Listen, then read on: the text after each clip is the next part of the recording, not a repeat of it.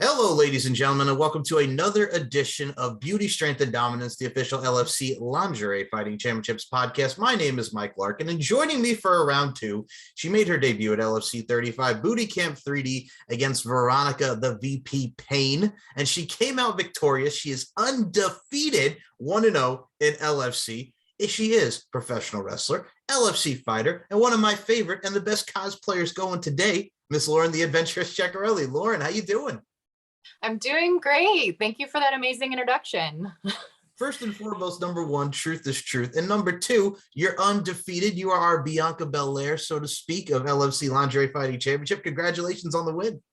Yes, thank you so much. I'm super stoked. It was really close. And as Tommy Bell said on his podcast, it came down to 1 point. So yeah, but I managed to pull through, thankfully. I got to tell you, I was really, and I'm going to say this as someone who was watching, I'm going to say this right now, and I say this with the utmost sincerity and respect. Out of all the bouts that we had on the LFC bout for LFC 35 Booty Camp 3D, I rank you and Veronika Payne in my top two. And I'm going to say this, I hold that in high regard. You two, from the backstabber, from just the suplexes, from the takedowns, just back and forth, you two gelled, and it was great to see. Yeah, Veronica is a very experienced wrestler, and I've been training for a really long time. So it was really good to be able to get into the ring with someone who has a lot of experience and to be able to learn so much from her. Yeah, I learned a lot. Even though I did come out on top, I did learn a lot from her. So hey, there's a plus too. And I got to say, for those who have not seen Veronica outside the LFC auspices, amazing professional wrestler, has done some work on WWE's NXT and all over the professional wrestling independent circuit. She's one of those girls where I got to say, don't let that smile fool you, because god dang, man, she ripped right into you. And I look at it from a stance too as well. Speaking of ripped into us, she was not happy with my announcement because the winner by unanimous decision was yourself, Ms. Lauren the Adventurous Ceccarelli. And then she took to social media on her Instagram and she wrote, "I was robbed." She felt robbed. She did feel robbed. You know, it was really close. When she gave me that backbreaker, I thought it was over. But for me, I guess, you know, I guess I was able to dominate enough in the third round to where that didn't even matter. I think one of, besides Monica Flowerbaum Garcia, who is a former LFC champion, you had probably one of the most, in my personal opinion, I think a lot of the LFC fans can agree with this sentiment, probably one of the best and one of the most superb debuts I've seen. And I include Veronica in that because Veronica is no slouch either. She debuted back at LFC 31 against Jenny Bloody Valentine. Both of you ladies have a thing when it comes to booty camp and making hellacious debuts. That's very true. Yeah. I don't know. I think I was just chomping at the bit to finally perform in front of a crowd because audiences really haven't been a thing for a long time in NorCal until like very recently. So I was just chomping at the bit to get in front of a crowd and show everyone what I could do. And I think I definitely succeeded at that. It did. And I got to say, last time I had you on was a couple days before the actual event. And I have to say this, because you were teasing about what you were going to do lingerie wise going into the All Hallows Eve bout. You did not disappoint. I thought it came out great. You looked intact, man. It was good. It was a very nice job on your part. I liked it. Thank you so much. Yeah, I brought a few options with me and I talked to one of my teammates who was also my roommate there, Miss Shaylin, who won the last LFC Madness. Beat me out, but yeah, it was between two. It was between like this teddy that had a lot of like pumpkins on it and it was very Halloween themed, and the green one. And she was like, the green one's really pretty. And I'm like, I figured, right? You know, and I did talk about it last time, like not a lot of people were going to be in green, and I was right. No one else was in green but me. So I like to stick out, you know. All right, so us says 90s babies, and you know me, I'm a pop culture nerd, so I'm going to bring this out. Some would say that if you're not blue and you're green, you would die, to quote the great Eiffel 65 song. Having a blue house with a blue window and a blue little window with a blue Corvette will be here all day.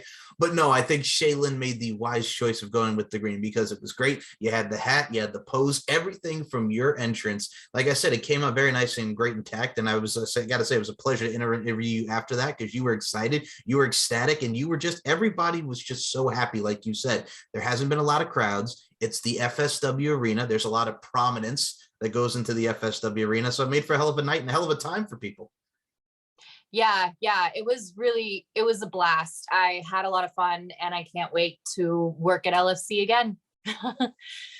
And I can't wait to see you again, because here's the thing too. LFC Madness has done wonders for people. Like we talked about last time, you were one of the runner-ups of the LFC Madness, and now the LFC Madness 3 just concluded. It's a very David and Goliath style bout that we have coming up. Amber Pixie all the way from Italy against Betty Brickhouse. Mighty just letting it all hang out. What do you think about this last that we've seen from the LFC Madness tournament? I was really excited to see a lot of other wrestlers that I knew on there, such as Vicky herself, Vicky Dreamboat, and Bashley, and all those others on in the roster. However, I am excited that an actual Italian is going to be in a fight. I have to say, I have a little bit of that bias, being a Ceccarelli and all. Hey, I understand completely. I got to say, my grandmother, God rest her soul, is a Nobly Don from Sheepshead Bay, Brooklyn, New York. You don't want to let anything get all facocketed. So, I understand where you're coming from, Miss Ceccarelli. But no, and I look at it from a stance too with Amber Pixie. Don't let that 5'2", 100-pound frame fool you. We've seen some of her work that she's done over there for IFW, Italian female wrestling. She's putting in the holds, putting in the scissors, putting in that work against the tall and statuesque that is Betty Brickhouse, who also is no slouch herself. So I think the LFC fans are going to be in for a treat with that bout. Oh yeah, Betty Brickhouse is no joke. So that should be a very interesting fight. I'm looking forward to seeing it. Now, speaking of fights, I'm actually glad that you brought up one name, because like you mentioned, Vicky Dreamboat, beautiful girl, Nightmare Factory. I love her. I think she's absolutely amazing, and definitely someone I want to see in LFC. But another one, Ashley Bones. So we just did the recap show not too long ago, myself and Leon Hader, covering the Madness tournament. And I compared you to one Ashley Bones. And here's why. Because she was going against Jade Arredondo, and she was always getting messages about Jade's booty. You know what I'm saying? So Ashley's just like, hey, if you want to see my booty, then why don't you vote for me for LFC? Kind of reminded me of you with the whole, hey, you want to see more of this? Then come check me out at LFC 35 Booty Camp 3D when you called out Veronica Payne. The realness, the creativity, the overall authenticity. I love that. Y'all were very similar in how you kind of went about it. Yeah. Well, coming from a wrestling background, you got to learn how to give the crowd, like tease the crowd into wanting more. So it makes sense that there was a very similar thought process. Hey, I got to say, when you're coming from somewhere like Jeremiah Plunkett and Bram, being trained by those two, man, you got to have that toughness and that rawness and that passion and ability. And I think that's what a lot of people sometimes miss, because when it comes to promos and overall hyping it up, maybe a little nuance, but that is really the go-getter, the money maker, if you will, to get y'all to come out to the events. And I think you succeeded in that as well. I got to say, yours was probably one of my favorite, most entertaining, but also badassery promos. It's a little bit of entertainment with some badassery, and I love that call-out video. Oh, yeah. I've always been an entertainer. I come from doing theater and ballet and all that. So, entertaining is just what I enjoyed doing, I also like to punch people in the face while doing it. Hey, sometimes you got to evoke emotions, and sometimes we get even more hyped with our emotions. Sometimes we got to smack them, kick them, bash them, so it is what it is. I like your style. I feel you. For sure. Now, speaking of something about I feel you, man, we got to talk about Stoner You here, because photo comes out. It's Instagram, it's Facebook and Twitter. You, Miss Lauren Ceccarelli. Lita, you're in there with Lita coming to Stoner You. What was that like? Because we got Becky Lynch and Lita coming up at Elimination Chamber. How excited was it to see Lita, the one and only Hall of Famer Lita? It was awesome. I've always looked up to Lita as a wrestler. She's pretty much a staple in women's wrestling. You can't bring up women's wrestling without bringing up Lita. And she was a very humble person. She left the twins some cookies, the Stoner brothers some cookies that they were very excited about. But yeah, she was very humble, just definitely down to work with the Stoner brothers and Anton Voorhees, and see what they had, what input they had, and see what they wanted to, what tips and tricks they wanted to give her in the ring. And she definitely came to the right place. It's the same place where Shotzi Blackheart and Mansoor got trained, who are both with WWE as well. So, it's a great place to definitely not only hone your skills, but also shake off ring rust. I got to say, it's funny that we're talking about those two as well, because I remember the first time I saw Shotzi Blackheart, like I knew of her in Rise because she did a lot of great work with the Rise promotion. And then here she did a little bit of work with Impact Wrestling. And then she comes in the WWE. Here's this badass chick, the green hair, the Viking helmet, and she's on the tank. And I'm like, all right. And she can wrestle too. So again, complete package. And Mansoor, which besides the fact that he was in the WWE 2K games as Cole Quinn, as a wrestler, that man is crisp. He can work. And I love seeing him just develop with the events they've done in Saudi Arabia and the team that he did with Ali. He's another one that is no slouch. Yeah, they are both very, very good. And that's part of the reason why I came to Stoner U, is because I saw the talent that they were turning out in Mansoor and Shotzi. And so I was like, okay, if I really want to be serious about this, and I really want, to really hone my craft and become a really good wrestler, I clearly got to go here in the Bay Area. I look at it from a stance as well, going back to Lita, and a lot of people, like everybody thinks of Lita, Team Extreme, the Hardy Boys, right? But for me, it's like the days when she was in ECW with Miss Congeniality, Danny Doring and Roadkill, and she training in Mexico with Mr. Aguila, who would go on to be S.A. Rios, Papi Chulo, and the WWF. Like just that knowledge and that vastness of the Lucha Libre style as well, with the aerial ability, the high octane aerial assault. That's a lot of knowledge to take in. I think the knowledge that we have from her and so many people, it really pretty much comes out and really showcases a lot of great talents, much like yourself and many others. And that's what really is making professional wrestling, especially nowadays, awesome to see so many people come out of the woodwork. Definitely. I am a huge fan of Lucha. I am looking forward to the next Triple Mania or Triple A event with Johnny Impact / John Morrison / John Hannigan in the main event. That should be dope. So yeah, Lucha is very, very entertaining. Definitely very interesting to watch. Gonna say, does that mean like now we're gonna have to get more names for Johnny Impact? My goodness gracious, worth it. So does that mean if he goes to MLW or whatever, would that be Johnny Major League? Or if he goes to All Elite Wrestling AEW, Johnny All Elite? Is that what we're going with now too? Maybe, I don't know. It depends on what he wants. I think he's sticking with his actual last name, but I don't know. Maybe he'll get a new last name. I don't know. No. It's up to him. He can do what he wants. Exactly. He's a crazy madman. He can do all the flips. I gotta say, I was always impressed with him. I know he was on the original Tough Enough 2, and then when you get to Tough Enough 3 with God Rest His Soul, Matt Capitelli, I gotta say, still one of the stiffest things. I don't know if you can recall this. So before he was with Eric Bischoff doing the assistant role to the GM as Johnny Spade, do you remember when Tommy Dreamer absolutely mollywopped him with that kendo stick on Raw? It was okay. So for those, you have to go back and watch this. So it's John Hennigan, Matt Capitelli, the winners of Tough Enough 3. This is probably like the week after they won and they got the prize, right?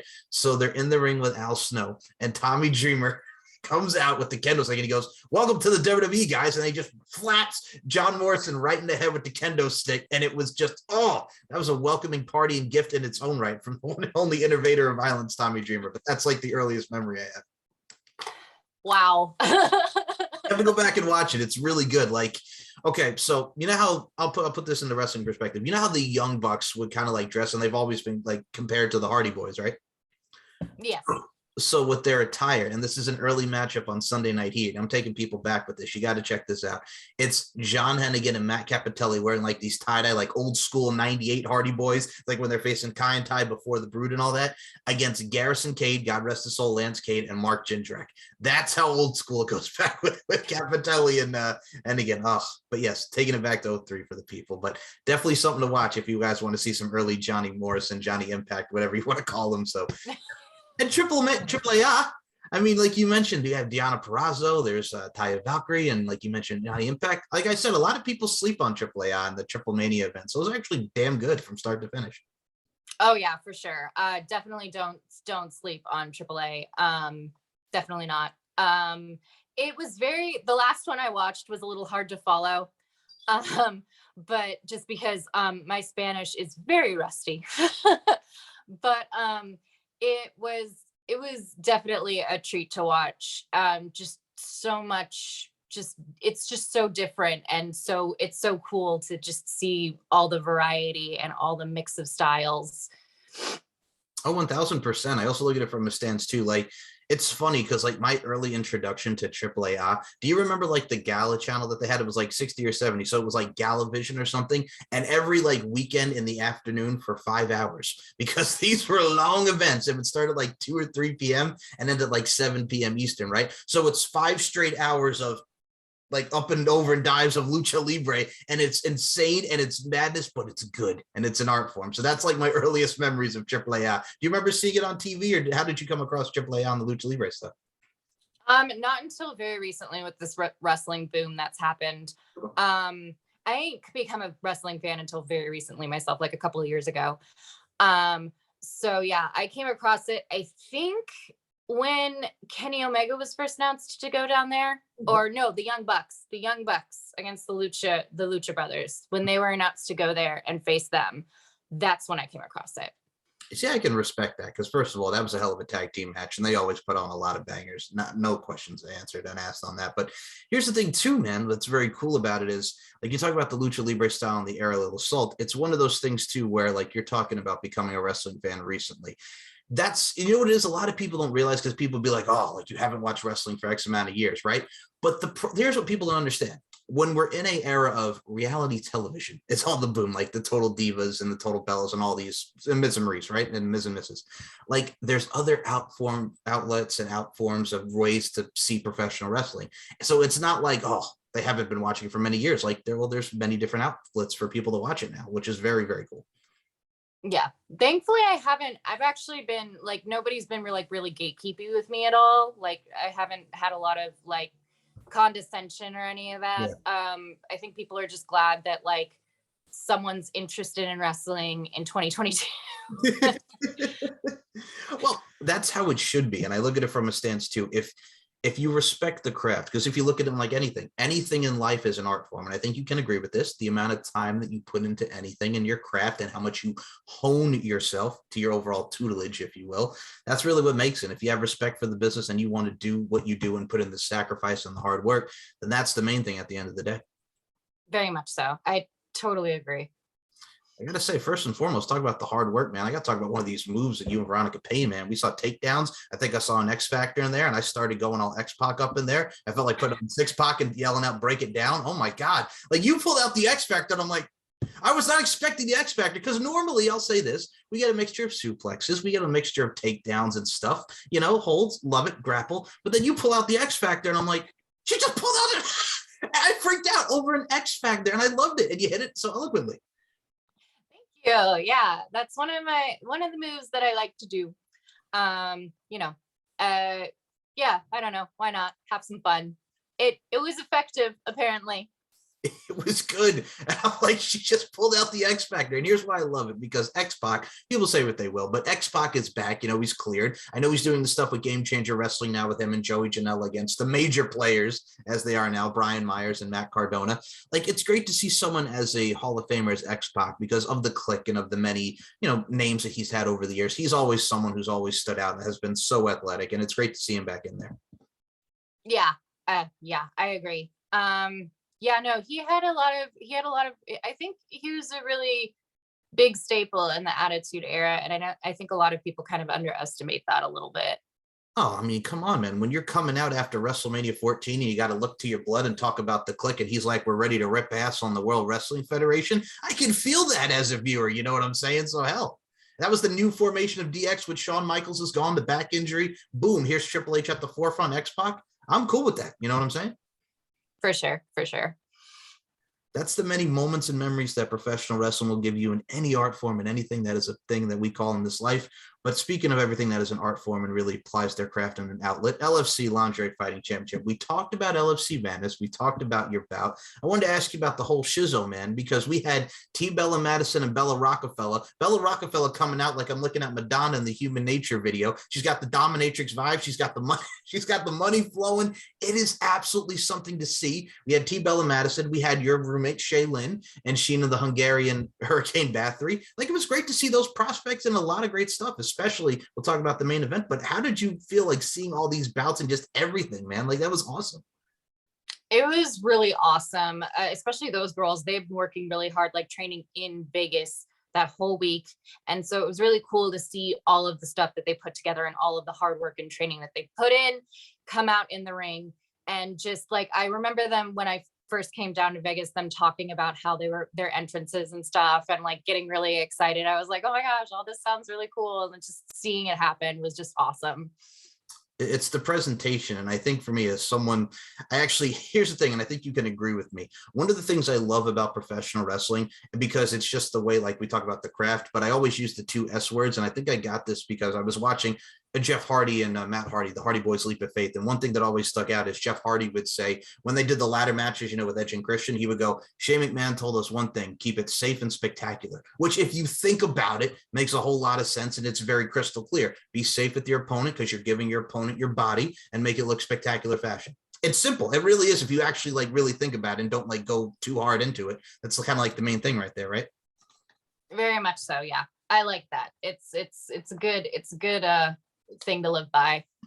Absolutely. Motto, whatever. The motto, the creed. Yes. Oh, kind of reminds me. I don't know if you ever seen Starsky and Hutch with Ben Still and Owen Wilson. He goes, well, if you two are gestures, what's our credo? And then they talk about the credo and the motto. Oh, I digress. Pop culture nerdiness aside, it's one of those things where, you were talking about with T Bella, she was training with Alex Porto, the pug, and Bella was training out doing some MMA stuff. And Sheena and Shay, my God, the Sheena is just a specimen, something to really see in life. Oh my God, I thought I was she put me in a headlock, Lauren. I swear to God, after the show, this woman, I thought she was gonna crush my head, and she had just eaten an apple, a green apple to be exact, prior to this. And I'm like, this woman's just sitting there eating apple, and she's putting me a headlock. I felt like I was going over with a judo throw. Oh my goodness. But nonetheless, she was absolutely fun. And Shaylin really held her own too against Shay. Those two had a hell of a bout. Yeah.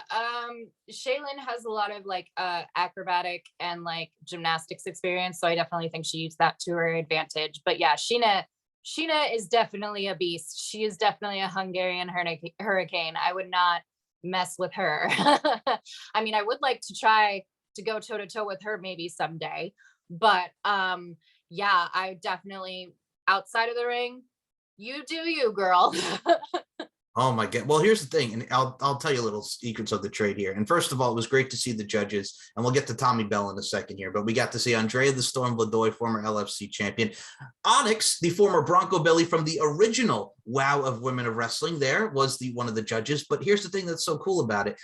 Tommy and I were talking, and he's like, I saw her with the contacts in, and I went the other way. Because for those who have not seen Sheena's costume, the contacts in her eyes, she looked like a human-grown version of the Terminator, and it was the baddest thing I've ever seen in my life. And it was great because no one I can say ever that I've ever seen an LFC entrance has had the contacts in their eye and actually looked like a human specimen, a Terminator. I was waiting for I'll be back. That's what I was waiting for, Lauren.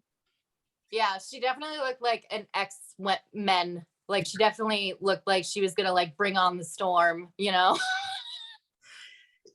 And the crazy thing is, she recently took up learning more professional wrestling stuff. She's done sessions wrestling and she's done a lot of jujitsu. But I'm like, it's like leading someone to water. You know what I'm saying? You tip your toe in and boom. She's so cool that the fluidity is just mind-boggling. Yeah, she definitely has really good control of her body. And one thing I also do love, we were talking about LFC Madness, another contestant, Veronica Valentine, the Heart Stomper, came in against Bellink in her debut. And here's what the thing is, because I was talking to Veronica about this the last time. 51 years old, looks amazing, and she killed it in her debut. I was thoroughly impressed. Yeah, definitely. She is a force to be reckoned with, and she will tell it like it is, will not hold anything back. She's a natural redhead, so of course. But yeah, she's definitely very, if you want someone to be honest with you, she's definitely the person to go to.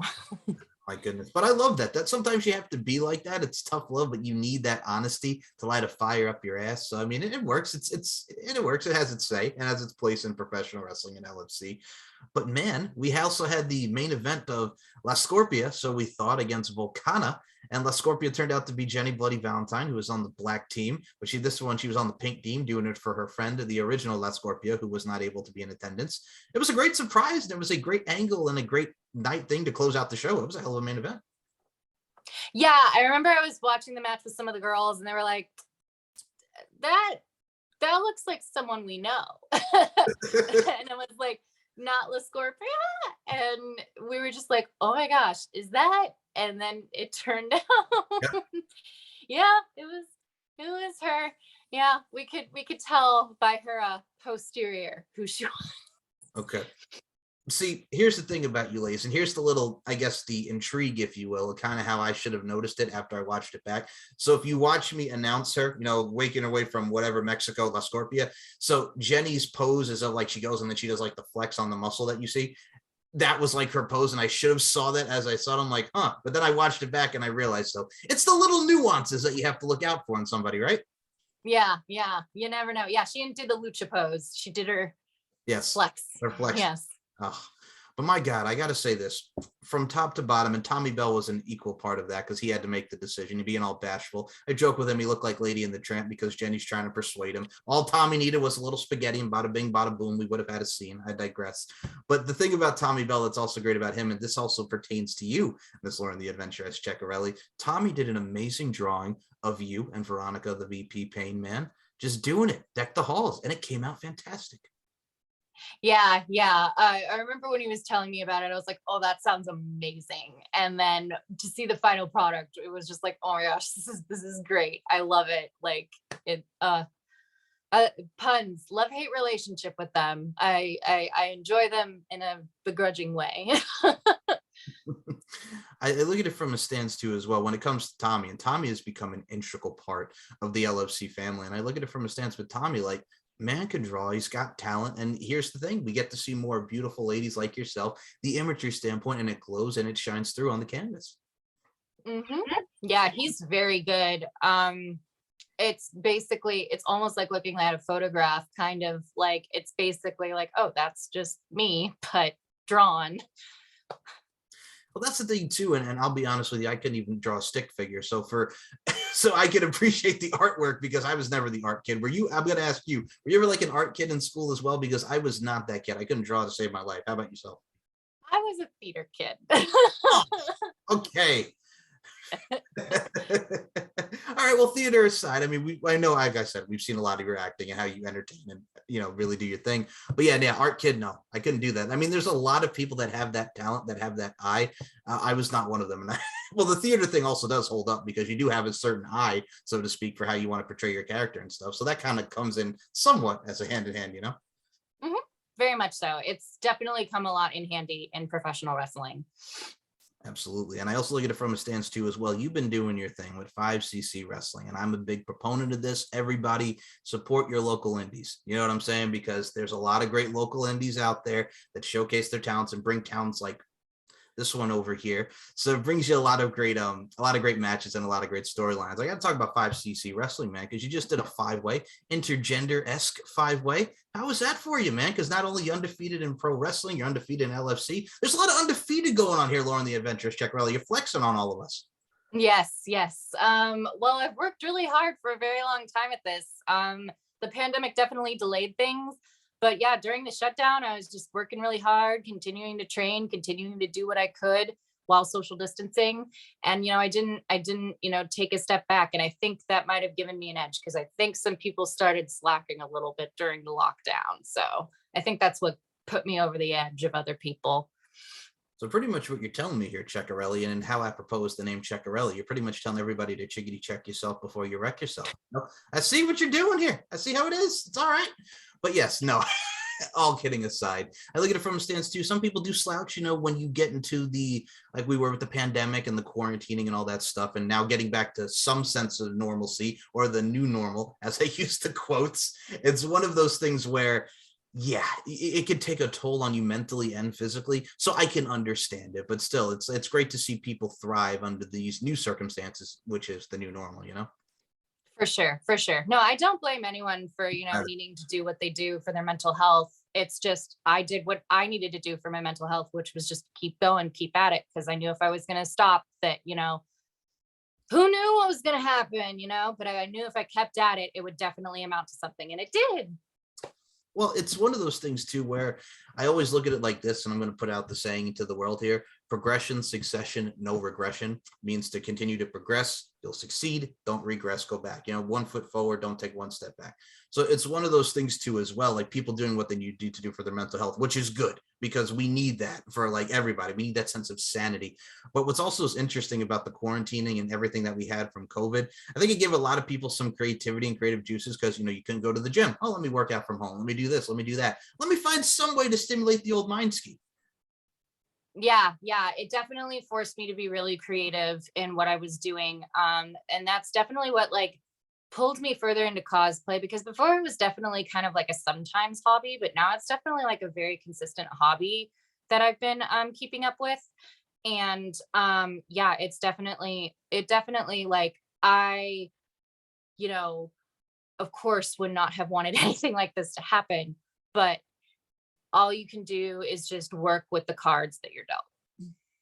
Beautifully said. And I got to say, speaking of that cosplay, man, you're doing your thing as Harley Quinn. You're doing your thing as Saw. I've seen a lot of those recent stuff that's been going on from your cosplaying side of things. Again, every time I see you, man, like you posted the photo about you being shredded. You posted some, like we mentioned, the cosplaying stuff. But yeah, man, you were on the grind, and I love it. Yeah, I like Instagram. I like how seeing people see the world, how people see the world, and people post all kinds of art on there. I know people have been moving on towards TikTok a little bit, and I've been trying it a little bit, but I don't know. There's just something about like just a static moment in time that just speaks to me more. I gotta say that you have the artist's eye. That is what that is. That is the artist's eye right there. And I can appreciate that. Look, I do the TikTok as well, and I'm gonna say this right now. I don't know if it is I'm getting older, and I use it from like a positive stuff as well, which because let's be honest with you, on social media, there's too much negativity, and we need to have some positivity on this, right? So it's one of those things where it's just like, okay, I'm gonna see a dance challenge. I'm gonna see a funny video, but what else can you give me? You know what I'm saying? There's not like a variety. There's a lot of like stupid stuff or whatever. And they took Earth, Wind, and Fire, and I loved Earth, Wind, and Fire. Let's Groove Tonight, Share the Spice Life. They turned it into this dumb dance thing, and it made me angry because as someone who grew up with like the Waterboy, which movie that song was featured in, and Earth, Wind, and Fire as a whole, and it's just like, oh, we're getting introduced to great songs through TikTok, and I'm like, all right. I guess this is also the new norm. You know what I'm saying? How social media has that influx, so to speak.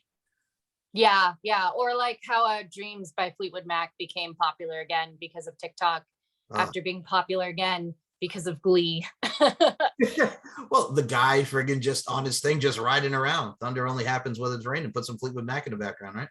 Yeah, yeah. Fleetwood Mac, I think Fleetwood Mac will always be relevant. Stevie Nicks is just eternal. Absolutely. And I got to say this, here's how I became a fan, because when my mom is one of the biggest Fleetwood Mac fans, every time I would go downstairs and she would have, by her room or the closet, big ass poster of Stevie Nicks and like the black leather, like she has like a black dress. Oh, timeless music never gets old. And if people want to hear some great music, listen to some Stevie solo, listen to some Fleetwood Mac. It's a gem. It's a gem. Oh yeah, definitely. I don't think there's anything about Fleetwood Mac that's like, this sounds old. It still sounds very fresh even in 2022.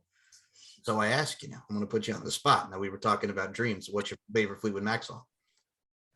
I'm gonna have to go with, it's a tie between The Chain and Rhiannon. Nice. All right. So I'll go Rhiannon, Gypsy, Dreams. Oh yeah. And Tell Me Lies, Tell Me Sweet Little Lies. Like those, like, yeah, that one's a good one. Yeah, or Everywhere. When it comes to Christine, I like that one. Yeah, I like her vocals a lot. I want to be with you everywhere. I want to be. Yep. Yeah, oh, see, now you're taking me back to this. All right. No, that's the time, man. And also Lindsey Buckingham doing the thing, and like you mentioned, people, Fleetwood Mac, go check it out. And also Stevie Nicks solo. I mean, they gave us the Edge of 17, right? Yes, love the Edge of 17. I liked the mashup that someone did with Miley Cyrus's Midnight Sky and Stevie Nicks' Edge of 17. Those songs work really well together. Yeah, Miley Cyrus does I think a couple of good covers too of like songs. I don't know about Steve. I don't know if she did Edge of 17, but I know she's done like Blondie, Heart of Glass by Blondie. That's it. Or Zombie by the Cranberries. Yeah, Miley Cyrus I think has a really good rock and roll voice because she has that natural distortion to her voice. So yeah, I didn't used to be a fan, but I've come around to her with this album, Plastic Hearts. I like your style. All right. Well, that's the thing. Sometimes we're not a fan of certain artists. As we get older, we start to appreciate it, and I can respect that. I also look at it from a stance too now. All right. Do you remember what song actually sampled Edge of 17? What famous, infamous Destiny's Child song sampled Edge of 17? Bootylicious. See, here's the thing, and a lot of people forget that. You know what I'm saying? They just hear that, and they wonder, oh, why is Stevie Nicks in the video? Because it's her song. It's her beat. You know what I'm saying? And a lot of people like totally forget that, you know, and Bootylicious was a great track in its own right. And I mean, for me, that's 2001. You fast forward to 2003, I'm watching the School of Rock. It's Jack Black. It's Joan Cusack singing. She's going crazy. You know what I'm saying? They're giving her the flow, the alcohol's flowing, and she's jamming the Edge of 17 on the jukebox. Remember that? Yes, I remember that. Yeah, no, great film, School of Rock. And the dude, the kid that played the drummer passed away, which that broke my heart. Remember the kid, the blonde kid? Yeah. Oh, yeah. Oh, he got into like, I forgot, I think it was like a car accident or something. And I'm like, that broke my heart because it came up in my newsfeed. I'm like, that kid was great. Like, you know, he's drumming. Oh, yeah. Oh. There was a lot of really talented kids in that movie that have grown up to be pretty talented themselves. Like Miranda Cosgrove went on to do iCarly with Nickelodeon, which was a pretty fun show that a lot of people liked. I liked it too. Very silly. Yeah, Nickelodeon has a lot of silly shows that I enjoy. I enjoy silliness. Now, again, I'll put you on the spot since my fellow 90s kid. Old school Nickelodeon or new school Nickelodeon? Here's why I put this in here, because iCarly was like the representation of new school Nickelodeon, but it was good. And Miranda Cosgrove and Jeanette McCurdy had a great, you know, chemistry. And then you had like, you know, your Sam and Cats and, you know, your Henry Dangers and all these shows. You had Victorious. Oh, Victorious, yes. You had Game Shakers with Kel Mitchell. You had a lot of these shows, the Thundermans and all this stuff. So old school Nickelodeon or new school Nickelodeon? What are you thinking? Or you got a mixture in between? What do you think? I'm still going to have to go with old school, not because I hate the new school, just because that's what I'm more familiar with. That's what I grew up with. That's what I have the most emotional attachment to, you know, sitting there eating bagel bites, watching all that, you know, and wanting desperately to be on all that, you know, with Amanda Bynes and stuff. I just, you know, that's definitely more my jam is the old school. But don't get me wrong, I like iCarly and I do like Victorious, as silly and ridiculous as those shows are. I have a big smile on my face because Lauren Ceccarelli, you just mentioned bagel bites, and that just took me back. Oh, people, if you have not experienced the joys of the hunger of bagel bites, you are missing out on some good stuff. Give me some Sunny Delight while I'm at it. Oh, this woman talking about bagel bites over here gonna take me back.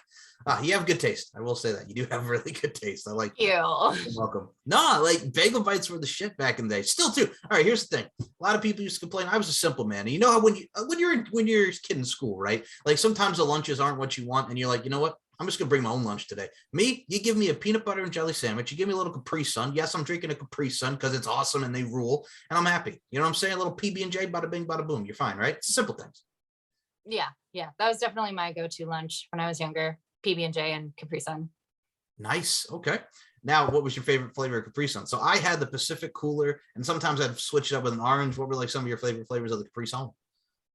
I think maybe the fruit punch, or the Hawaiian punch. One of the punches.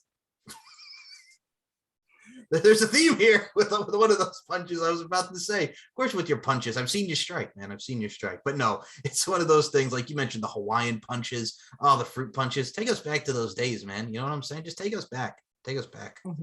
Mm. But no, that's the amazing thing that we get to see from the nostalgia side of things. And I think just in general, man, like we get to see a lot of the nostalgia stuff mixed within the new school. I mean, comparing to wrestling, we were talking about with Lita and Becky Lynch. Like, I am really looking forward to that. That's like every wrestling fans from the women's side of things. It's a women's wrestling dream match. Like a lot of people want to see. I'm sure you're looking forward to that as well. I'm super stoked. I think Becky Lynch is great. I think Lita's great. I'm super stoked. That should be great. What do you think about Ronda and Charlotte? You know, they put a lot of really good matches on together in the past. I know a lot of people were upset that Ronda won the Royal Rumble, but honestly, Charlotte and Ronda have done some really good work together in the past. So I'm interested to see what they'll do in the main event. I mean, well, you had the Survivor Series with the kendo stick. My God, they beat the living tar out of each other. And I think, well, like you said, it's a lot of people that don't realize, like, you know, the continuity is a big thing in professional wrestling. In any great story, the continuity, how everything all comes full circle. So now you're doing this at WrestleMania. I mean, you had the triple threat the last time at 2019. So now you do the one-on-one this year at WrestleMania. And here's the thing, a lot of people were pissing on Roman and Goldberg. I'm like, well, we never got the match. If you recall, COVID had just started. Roman's like, you know what? I got to worry about my own health, so I'm not doing this. So boom, 2 years later, we now have Roman and Goldberg. And I'm kind of looking forward to it because Goldberg has been killing it with Bobby, with Drew. I thought it was good stuff. Yeah, Roman is a fantastic wrestler. I'm sure he'll try to figure out get something out of Goldberg, and Goldberg, he can still hold his own a little bit. I like how you put that. Okay, here's my thing too. When he was doing like the stupid stuff with ramming his head up against the wall, I'm like, Bill, you can't keep doing this. You know what I'm saying? Because he's been known. He broke his hand with the WCW with the windshield, and then he's putting his freaking head on the thing. It's like a ritual. But I'm like, can we find another ritual where you're not concussing yourself, Bill? And I mean, people have different rituals, but I don't think putting my head up against the wall is something I do when I want to do. It's like Jersey Shore, like Mike the Situation, just putting his head right through the wall in Italy, for God's sake. Yeah. There's probably healthier rituals to go with than, ramming your head, brain damage. Your dome piece, man, rocking your dome piece up against the wall. I couldn't do it. I could not do it. People do it. They have weird rituals. That's you, not me. But yeah, I concur. It's one of those things as well. Like the WrestleMania card's really been shaping up. Like we get to see, like we mentioned, Roman and Brock now. I gotta say, the interaction with Paul Heyman being the storyteller that Paul Heyman is, I gotta say, I've been enjoying the back and forth. What do you think? Oh yeah, I was hoping that Paul Heyman would get teamed with Roman years ago, and then now he finally is. And yeah, it's been very interesting because Paul Heyman is definitely very good at conveying stories, like he was with ECW and now. And yeah, that should be really interesting. Also, Brock and Roman, they put on a really good match at WrestleMania 31, I think, which was here in the Bay Area.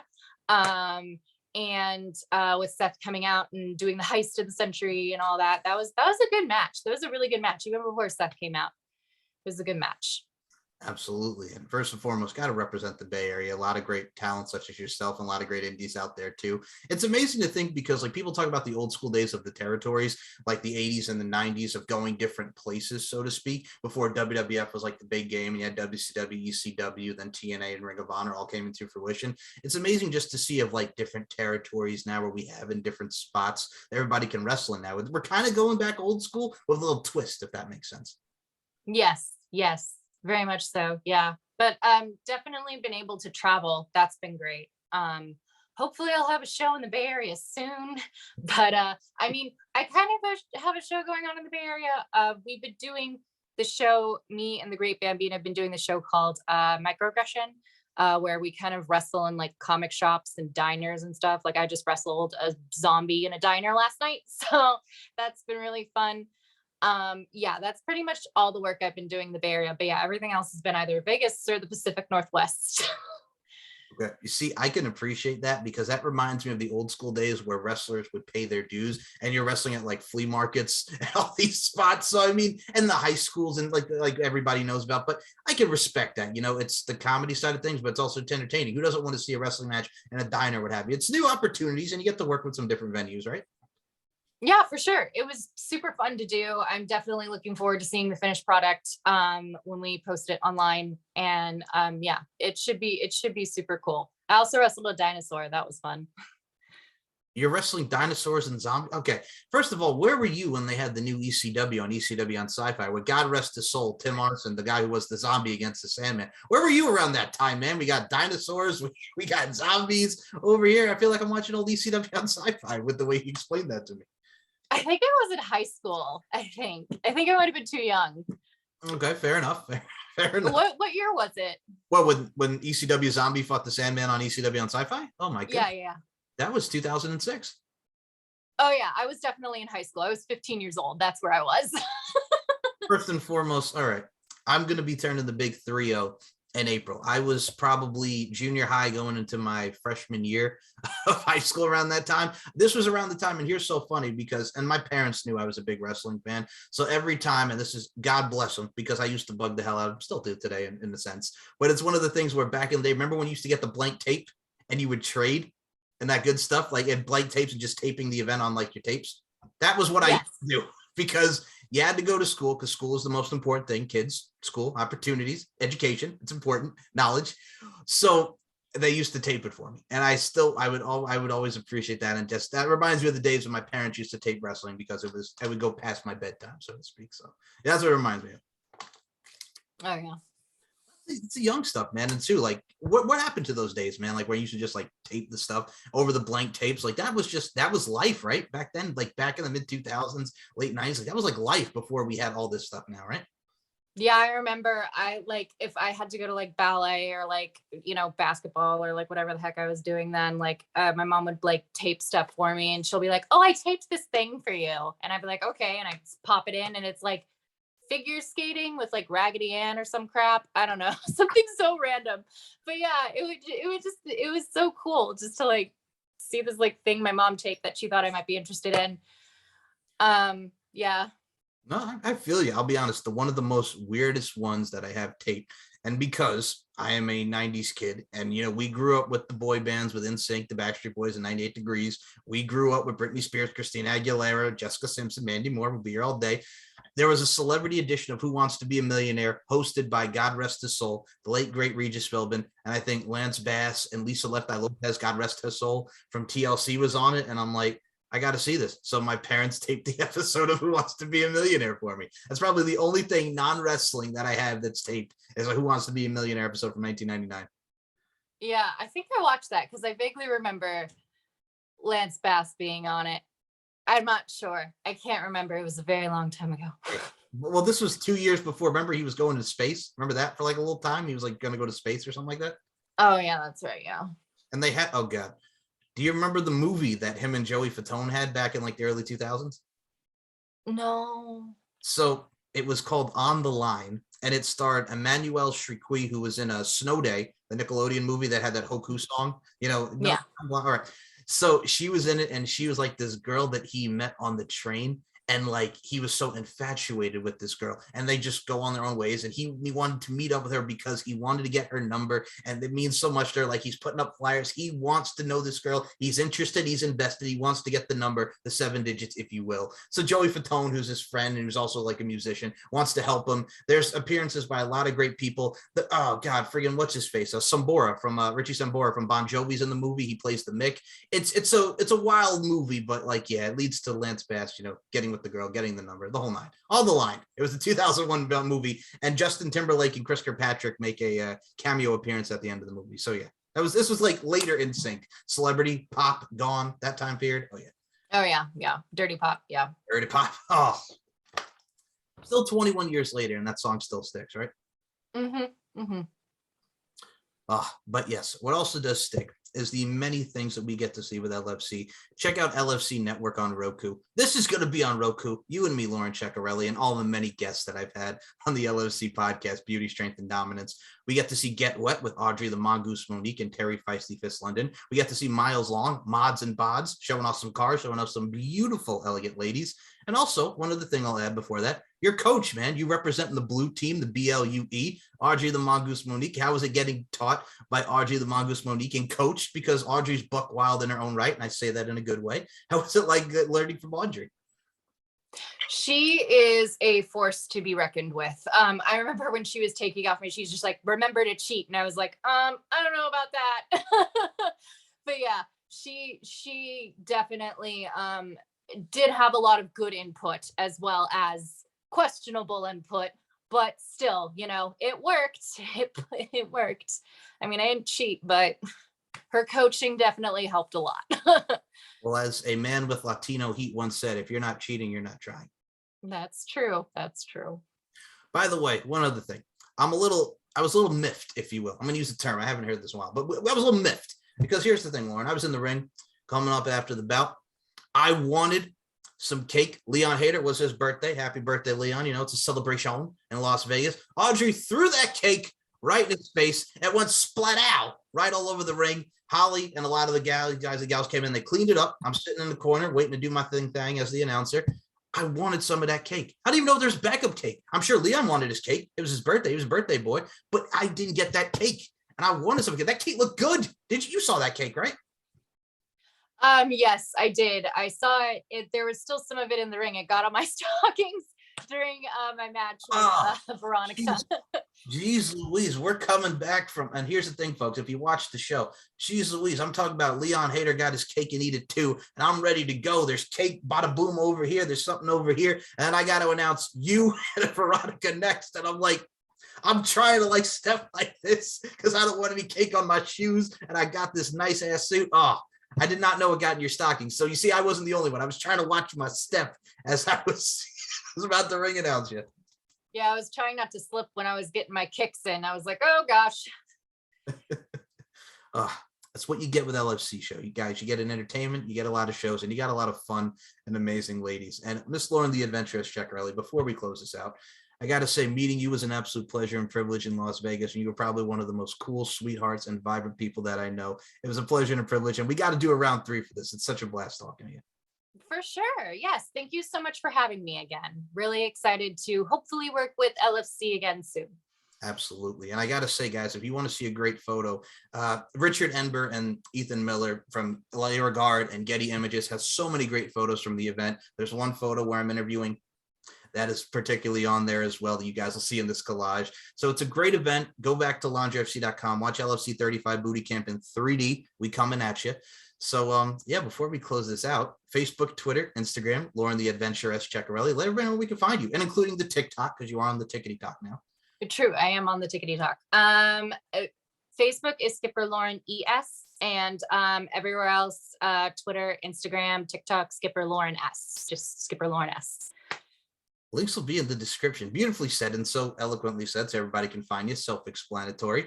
And one other thing I will say before we do close this out, like you mentioned earlier, like wanting to get in there with Sheena possibly down the line. That was actually going to be one of my questions.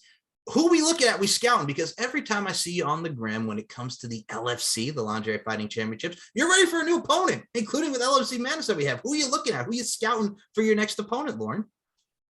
Definitely Sheena, definitely Vicky Dreamboat, definitely Sabrina Unger. How do I say her last name? Sabrina Unger. Unger, yeah, Sabrina Unger, definitely those 3. Yeah, definitely, yeah, those 3. I'm definitely scouting them. I like your style. And I will say this, Sabrina Unger, better known to professional wrestling fans as Jamie Senegal. What a great story coming into this, right? Doing it for her wrestling mom, aka Daphne Unger, the late great Daphne from WCW and TNA, God rest her soul. I think it's an amazing story, and I think you will too will gel very well for anybody who's not seen Sabrina on the independent scene. She's great. She is great. Yeah, she's wrestled Glam with Hood Slam a couple of times before the shutdown, and she's super entertaining.